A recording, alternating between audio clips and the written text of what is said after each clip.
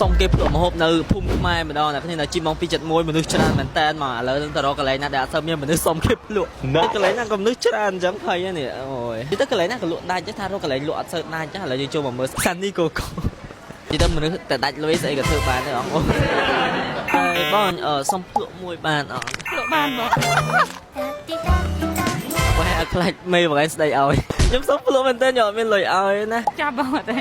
តែបើឯងអត់ឲ្យខ្ញុំពុំថតវីដេអូចាប់បងឲ្យភ្លក់បានអូគេអរគុណបងសុំបងរៀនចូលសុំឲ្យឃើញអ្នកលក់គេរៀងមកមានញឹកពេកខ្លាចចូលដល់គេខោក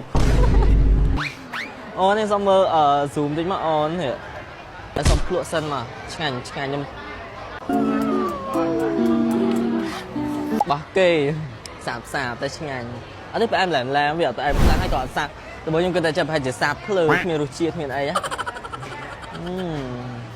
មានអារម្មណ៍ដូចទឹកសណ្ដែកហ្មង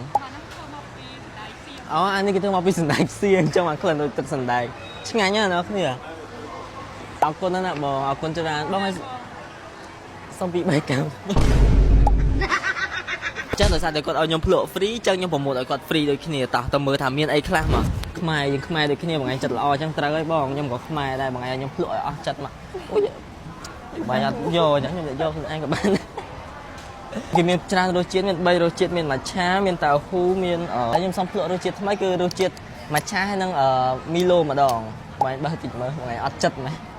នេះម៉ាឆารสជាតិវាឆ្ងាញ់ជាងម៉ាឆាធម្មតានេះពេលយើងដាក់ជាមួយសណ្ដែកដាក់អ្វីអីរសជាតិដូចតែបៃតងបងមិនម៉ាឆารសជាតិតែបៃតងអាហ្នឹងអត់មានរសជាតិទេបងតែបៃតងហើយមិនមកឯងប្រាក់ខ្ញុំម៉ាឆាកុហកខ្ញុំទាំងរស់សំភ្លក់សិនណាបងម៉ាឆាឲ្យសតនេះអត់ទេខ្ញុំជិះរសជាតិ original ជាង original វាមែនទេមកញ៉ាំទៅញ៉ាំម៉ាឆាតែខ្លួនឯងអ្នកលក់អត់ដែរលក់អីហ្នឹងឆ្ងាញ់អត់ឆ្ងាញ់បងតែខ្ញុំសុំភ្លក់មីឡូមួយទៀតណាបងតែប៉ុន្តែអានេះមានស្អីអត្ថប្រយោជន៍ច្រើនណាស់បងរបស់ធម្មជាតិចង់អត់សូវផ្អែមទៀតរសជាតិឡែមណាបង